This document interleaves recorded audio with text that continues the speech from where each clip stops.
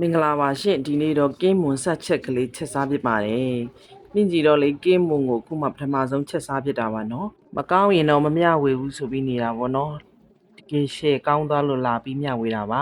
တင်ပြီးသားကင်းမွန်လေးတွေကိုအပိုင်းပိုင်းပြီးမြင့်ကြီးကတော့စားနဲ့ရှာလက်ကာရင်နဲ့နေပြီးအရင်ဆုံးတန့်စင်အောင်ဆေးလိုက်တာပေါ့နော်အဲ့လိုသူကနေလိုက်တဲ့ခါမှာအမြုပ်ကလေးတွေလည်းထပြီးတော့လေတကယ်တန့်စင်သွားတယ်အဲ့လိုဆေးလိုက်တာလေပြီးရင်ရေနွေးပပွဲစုထဲမှာသူက3မိနစ်4မိနစ်လောက်ပြုတ်လိုက်တယ်နော်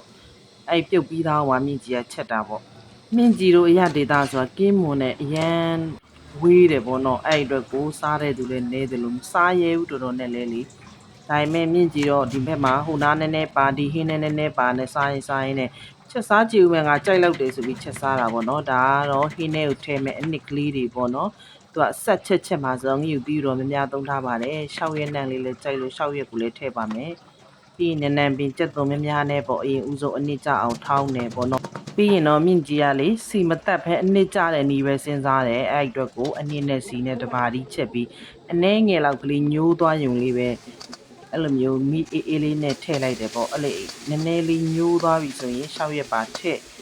ပြီးရင်တော့ကင်းမုံကိုတစ်ခါတည်းထည့်လိုက်ပါတယ်ထည့်ပြီးရင်မြင့်ကြီးကစားတော့မထည့်သေးဘူးဘာလို့လဲဆိုတော့စုံထောင်းတဲ့အထဲမှာထည့်ထားလို့လေပြင်စုံချင်းရည်လေးပါထည့်ပြီးတဲပြီးလို့ဆူလာတဲ့အခါမှာမြင့်ကြီးတော့တံမြာရည်နည်းနည်းလေးထည့်လိုက်တယ်တံမြာရည်ထည့်ခြင်းကဘာအတွက်ကောင်းလဲဆိုအသားတွေကိုမှချစ်ပြီးစားကောင်းစေတယ်ပေါ့နော်ဒီထဲမှာကိုကြိုက်တဲ့အစာပလာကိုထည့်လို့ရပါတယ်မြင့်ကြီးကတော့ဗာထည့်ထားလဲဆိုစားနှဲငယ်နဲ့အချိုမုံလေးနည်းနည်း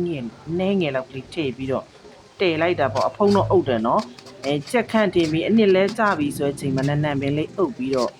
ချလိုက်တာပေါ့နော်တကယ်ရှယ်စားကောင်းတဲ့ဟင်းပွဲတစ်ပွဲပါချက်စားကြည့်ကြဖို့တိုက်တွန်းပါတယ်အရန်